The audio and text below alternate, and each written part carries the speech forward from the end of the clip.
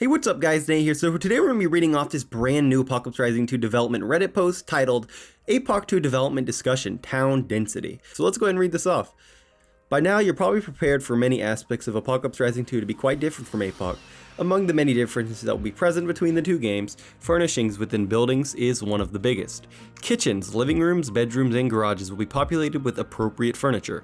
Need food and water? Check kitchen cabinets, fridges, and freezers. Need vehicle parts and tools? Check garage, lockers, and storage shelves. How about clothing? Bedroom wardrobes and dressers might contain what you're looking for. So where you find your loot will actually make a lot more sense in APOC 2. Without a doubt, furniture adds depth to houses and structures, and makes looting a lot more interesting, but furniture also increases the part count significantly, and some sacrifices have to be made in order to ensure APOC 2 is playable by as many users as possible. APOC 2 already has a lot of good things planned that make furniture and higher detailed structures possible. First off, it's an island region, with water making up a large portion of the map. We're saving tens of thousands of parts, and with those parts they can make things a lot more detailed. Second, the terrain is being modeled effectively, something APOC Reborn's failed entirely. Third, structures have a level of detail system which reduces their part count at long distances. But even with all these improvements, the added detail to structures with furniture requires further action.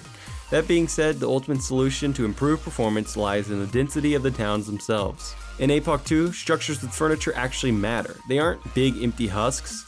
With this in mind, we can have fewer structures with more loot. Instead of placing structures side by side like in APOC, I want to give structures some breathing room. Houses in particular will appear to have actual yards and maybe even fences.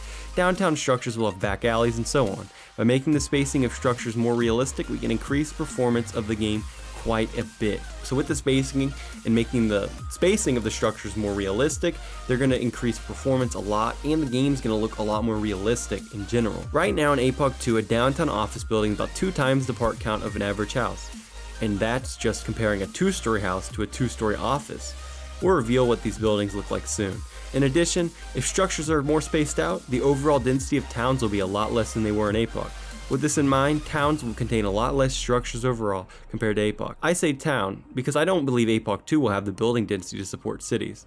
A town would look pretty out of place if we had big apartments and hotels. Therefore, due to the added detail to structures and how strange it would look for tall buildings to exist in such small towns, APOC 2 cannot support buildings any taller than 3 stories. This doesn't mean we're cutting out apartment buildings or hotels, it just means that there won't be any taller than 3 stories tall, maybe 4 max. For those who love the urban combat of APOC skin, don't worry. The whole point of doing this is to make structures more meaningful. On improving performance, if the biggest town in APOC 2 only has 5 to 8 2- and 3-story tall downtown buildings, you can bet that controlling the rooftop on one of these buildings will be quite valuable. I feel that APOC's kin was too big and the buildings within the city just weren't special. I believe that the lack of unique structures and the poor building system within Trencher is what drove so many players to create sky bases. I know many of you really enjoy urban environments, but I assure you that the downtown areas in APOC 2's bigger towns will be highly enjoyable with all of APOC 2's new mechanics and features. If the layout is balanced properly and the amount of structures is controlled, all areas of the map should run at much higher frame rate compared to APOC. So I'm really liking what he's doing here. They're definitely going to make spacing more realistic, they're going to make buildings a lot more realistic, and they're going to make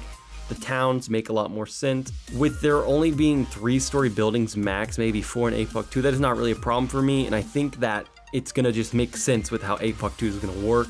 And I'm really in favor of this and I support this. So if you guys want to read this and check it out for yourself, link down in the description to the Reddit. And don't forget to smash that like button and subscribe for your #1 source of Apocalypse Rising 2 content. Peace out, guys.